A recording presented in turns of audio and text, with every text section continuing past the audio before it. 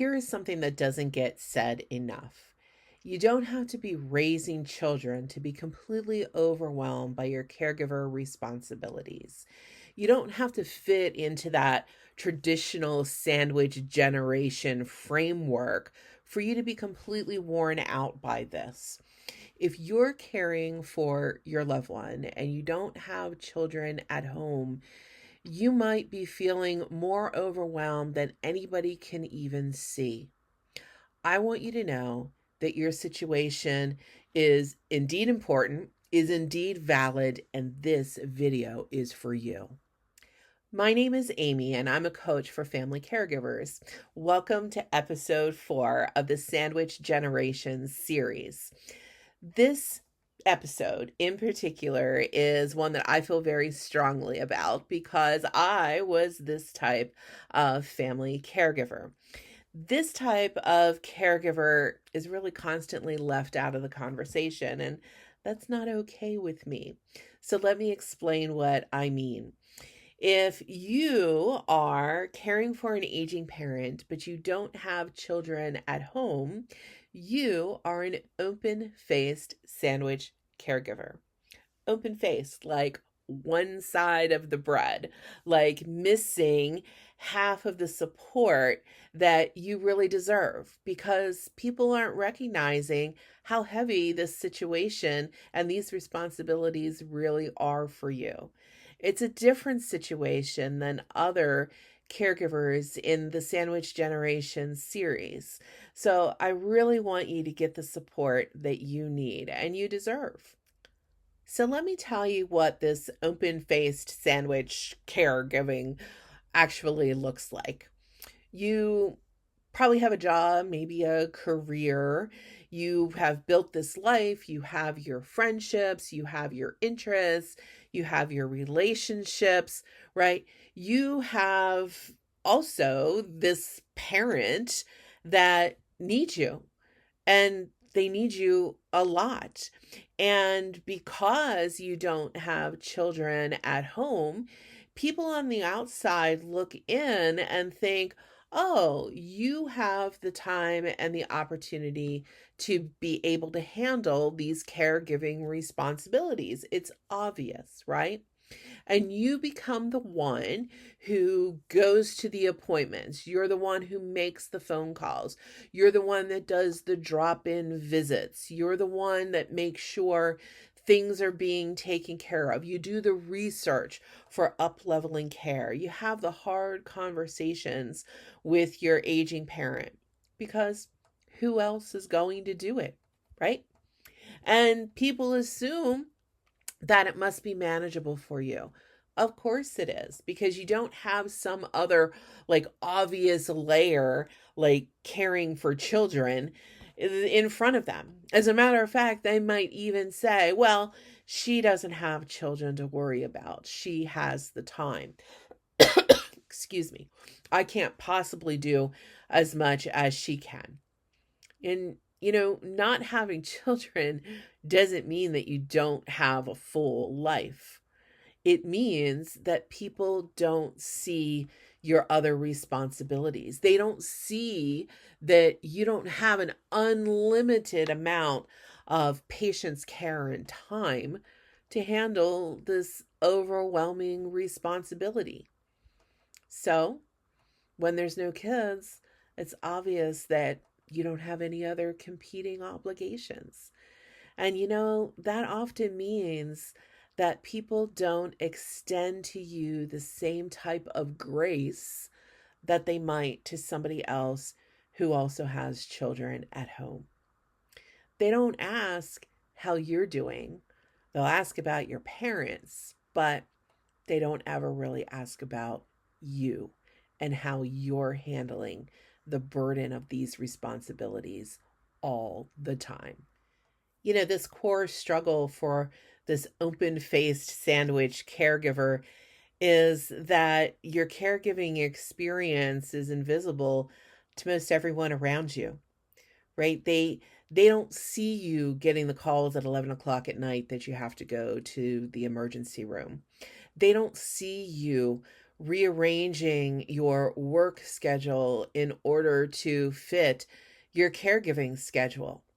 Many of us who don't have children have taken on more responsibilities at work, and those people depend on us too, very much so. And so we have to find a way to, plug in somebody else or something else, or change and make arrangements for those work responsibilities when we're dashing off unexpectedly to our caregiving responsibilities. And outside to other people, they don't see all of that juggling that we do. They see us showing up and handling it, right? We manage it. Sometimes we're even better managers because maybe that's a role that we have within our job. And so we bring it to our caregiving responsibilities. And everybody sees that it's working, and therefore they don't think we're struggling at all. They don't actually think to check in on us and to ask about us.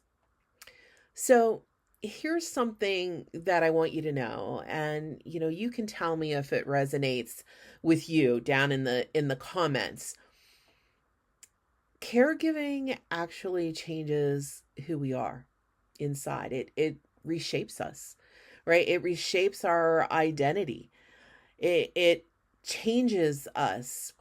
And I don't know about you, but I completely put all of my goals that I had, plans that I was working through, both in my job and in my personal life, aside as I cared for my aging parents.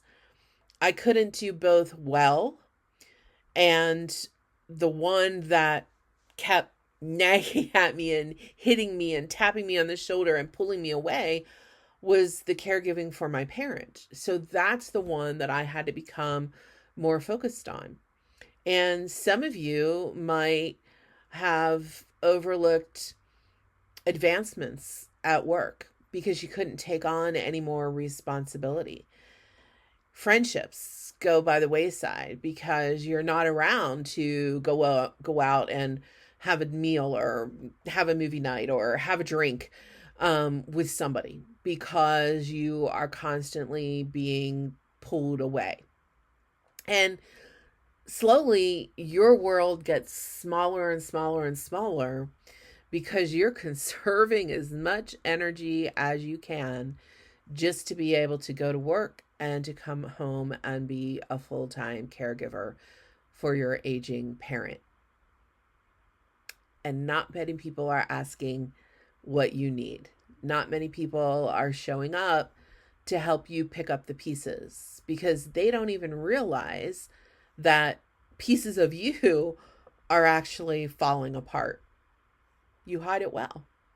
You're the open-faced sandwich caregiver who has figured out how to do it yourself. And what the open-faced family caregiver needs the most is they need to actually have their experience understood, right? To actually be seen, to not make it as if, well, naturally you should do this, but rather a real acknowledgement of the weight and the stress that it has put on you and how you too have changed because of it. And that is what the Caregivers Thriving membership that I have can do for you. It can provide you that support. It can provide you that way to talk with people in a community who truly understand what it is that you are going through. And best of all, you can do it in your own schedule at your own time, whether by phone or by Zoom. You can talk to somebody that can give you support who has actually walked in your shoes. You don't have to earn the right to have support, right? You don't have to get over the next crisis and then say, oh, I've made it. I'm okay. I made it through, right? Other people can belittle your efforts, but you cannot. and you deserve something like the Caregivers Thriving membership, have a look below. There's a link down there for you. So tell me in the comments below, what makes you the open-faced caregiver? What are the struggles and responsibilities that you have that other people are overlooking? Tell me about it in the comments, because you deserve to be heard, and I am here for you. So, my friends, if this episode was your episode, please don't carry it quietly all on your own shoulders. You don't have to, and you actually never had to. Please reach out for support. Come on back too and check out the final video in this series that's coming next week, because episode 5 is probably one of the most complex sandwiches in the Sandwich Generation series. So if you've watched the first 4 and you think none of these are quite hitting me exactly, episode 5 might be the one that is just for you. So don't miss it. Hit subscribe so that you can be sure to catch it when it comes live. And please remember, nobody should walk this journey alone.